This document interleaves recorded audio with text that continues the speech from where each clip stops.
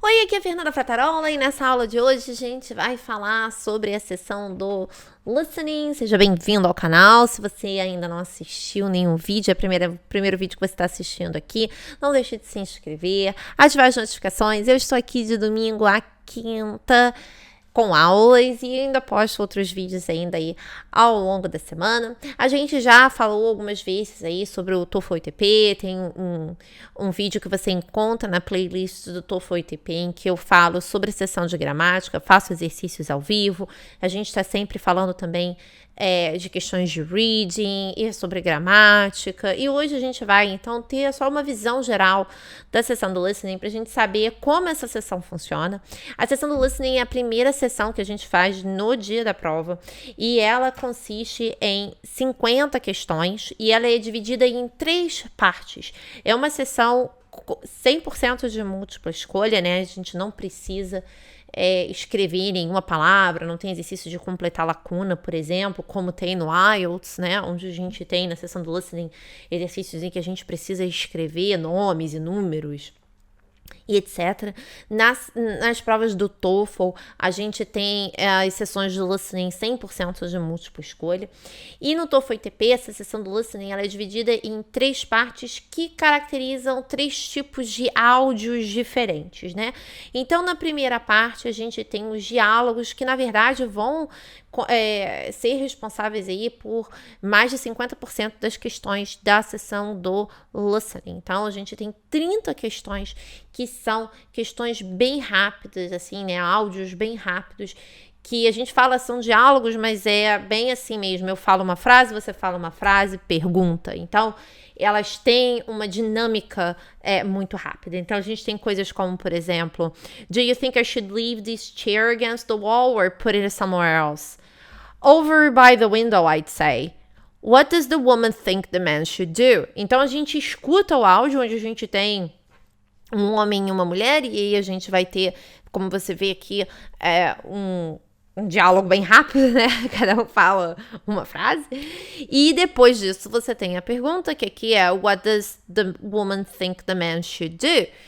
Então, a gente precisa ter a compreensão e entendimento da conversa aqui, né? Desse diálogo, para que a gente responda à questão. A gente tem aqui o que seriam as opções de resposta. A gente vai sempre ter 4 opções de resposta, independentemente do tipo de áudio que vai ser tocado. Então, é claro que aqui a gente tem uma série de estratégias para fazer esses diálogos, né? Para o que observar. A gente tem que entender que a gente tem questões onde você vai ter só a expressão de agreements, e você tem questões onde você vai ter mesmo que inferir coisas, você tem questões em que você vai ter que responder perguntas sobre o que ficou ali, o que ficou implícito, ou o que a pessoa disse, ou o que provavelmente a pessoa vai fazer a seguir.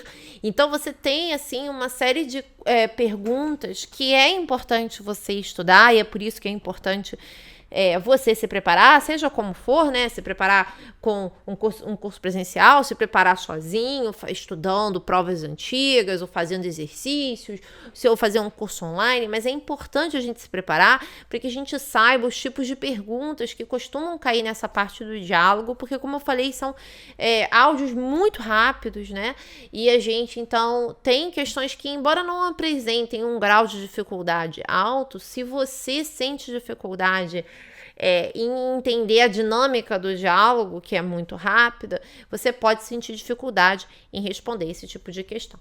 Quando a gente termina essa parte A dos diálogos, a gente vai para a parte B, onde a gente tem conversations, que na verdade são conversas entre geralmente um homem e uma mulher, onde a gente tem aqui um pouquinho mais de conteúdo, como a gente pode perceber. A gente tem 10 questões assim, e o conteúdo dessas conversas, ele varia bastante, né? A gente pode ter coisas como a gente tem aqui, que é um aluno falando com uma aluna falando com um professor. Você pode ter 2 alunos conversando. Então, assim, a gente tem temas que vão variar aqui. Nesse caso aqui, a gente tem uma aluna indo conversar com o professor e, né, falando sobre, né, I'd like to work in an art museum, I think I should change my major to art history. E aí você tem toda a conversa aqui. Quando essa conversa termina, a gente tem perguntas desse tipo aqui. What is the probable relationship between these two speakers? When does Diana hope to begin working at a museum? What does the man advise Diana to do? Então, a gente tem esses tipos de questões.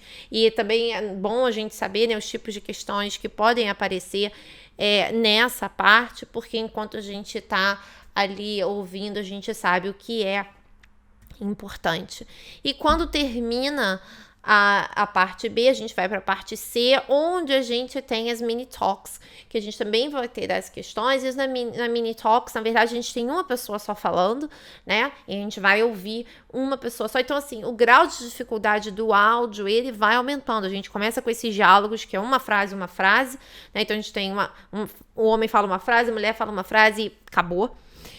Então, bem rapidinhos, e aí depois a gente vai já para uma conversa, onde a gente já tem aí uma coisa um pouco mais elaborada, e a gente termina, então, aqui com as talks, que você vai ter uma pessoa só falando, e as talks também vão variar de tema. Você pode ter um professor falando sobre uma coisa, aqui no caso a gente tem um guia turístico, né, falando, né, ladies and gentlemen, the bus will stop next at the Washington Monument, which honors the first president of the United States. E aí a gente vai aqui, ela vai explicando o que você vai ver, o que eles vão ver no monumento. Então, ela vai falando características do monumento, quanto tempo levou, o que tem ali no monumento. Então, a gente tem aí essa toca. E depois, então, a gente tem as perguntas também referentes a essa toca, sempre com 4 opções de resposta: A, B, C e D, né? Então aqui a gente tem where is this talk probably given, how long did it take to build the Washington Monument, according to the speaker, what must those people who got to the top of the Washington Monument do, according to the speaker, what did some young people do when the tip of the monument was displayed. Então a gente tem aqui as perguntas que são referentes a talk. A gente tem where's this talk probably being given. Então a gente tem uma pergunta que geralmente ela vai se referir logo ao início do áudio. Aqui ele tem the bus will stop next. Então a gente já tem aqui uma ideia, né, de onde essa talk tá acontecendo. E depois a gente passa a ter perguntas que são mais específicas. How long did it take? Ela fala isso, né? What must people who go to the top of the monument do? And what did some young people do when the tip of the monument was displayed? Então, aqui a gente tem perguntas sobre momentos específicos da talk, mas a gente tem aqui, claro, um grau de dificuldade mais alto. Em relação à apresentação dessas questões, vai variar se você vai fazer o TOEFL ITP remoto ou se você vai fazer o TOEFL ITP num centro aplicador. Se você vai fazer o TOEFL ITP no papel, a gente consegue visualizar as opções de resposta enquanto a gente está ouvindo. E o que é muito bom, porque a gente consegue antecipar a pergunta, né? Então, quando você olha, por exemplo, para as respostas dessa pergunta aqui, você ainda não sabe qual é a pergunta, mas quando você olha as opções de resposta, você tem ali 36 years, 20 years, 4 decades, e aí você tem uma ideia ali de que a pergunta vai ser sobre quanto tempo, duração. Você tem essa ideia pelas opções de resposta. Enquanto você está ouvindo, ela de fato menciona isso, claro, né? Porque tá na pergunta. Ela fala, imagine that it took 36 years. Então, quando ela fala 36 years, a gente já tá de olho nas opções de resposta e a gente já tá acompanhando ali. Então, a gente já tem ideia, a gente já, né, deixa assim marcadinho de leve ali o 36 years, porque quando a gente escutar a pergunta, a gente só confirma que na pergunta ele vai perguntar quanto tempo que demorou para fazer a construção desse monumento. Então, quando a gente está fazendo a prova no papel, a gente tem essa facilidade que é ver as opções de resposta e principalmente nas talks, que são mais longas, e nas conversations, a gente conseguir acompanhar o conteúdo que está sendo dito pelas opções de resposta. Porque aí eu encontrei ali o 36 years, né? Ela falou e tal, e eu já vou para as próximas opções de resposta, e mesmo eu não sabendo a pergunta, eu já passo o olho ali e já tenho uma ideia de que qual provavelmente vai ser a próxima pergunta, e eu já presto atenção para ver o que das opções de resposta ela vai falar no áudio. Quando a gente está falando dos diálogos, a gente consegue também antecipar a pergunta através das opções de resposta, mas aqui a gente realmente tem uma dinâmica mais rápida, e a gente precisa então aí de um grau de compreensão daquele diálogo bem rápido um pouco maior do que aqui, onde a gente tem mais um exercício de encontrar a informação no áudio que está sendo tocado. Quando a gente faz o ITP remoto, isso muda um pouco, porque a gente não consegue visualizar as opções de resposta enquanto o áudio está tocando. Mas a gente tem o recurso de fazer anotações.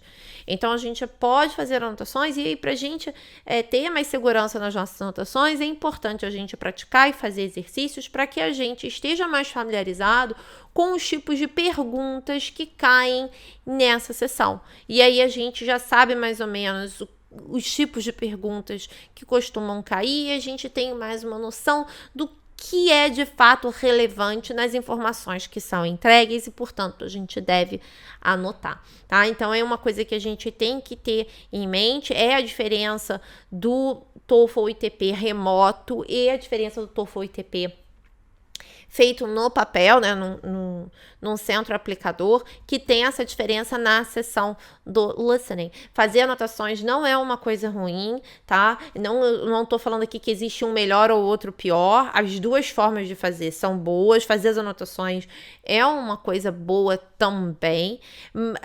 Fazer no papel e ver as opções de resposta dá pra gente também uma segurança boa, porque a gente consegue acompanhar e às vezes até entender uma coisa que talvez a gente tivesse mais dificuldade de entender se a gente não estivesse lendo aquela informação ali escrita nas opções de resposta. É isso. Qualquer dúvida, você pode deixar suas dúvidas aqui nos comentários. Eu espero que esse vídeo tenha te ajudado a entender melhor como funciona a seção do listening. Se você ainda não se inscreveu no canal, não deixe de se inscrever, ativar as notificações. Se você gostou desse vídeo, deixa o seu like, deixa um comentário para mim também. Os comentários sempre ajudam e me deixam feliz. É isso aí, gente. Um abraço e até o próximo.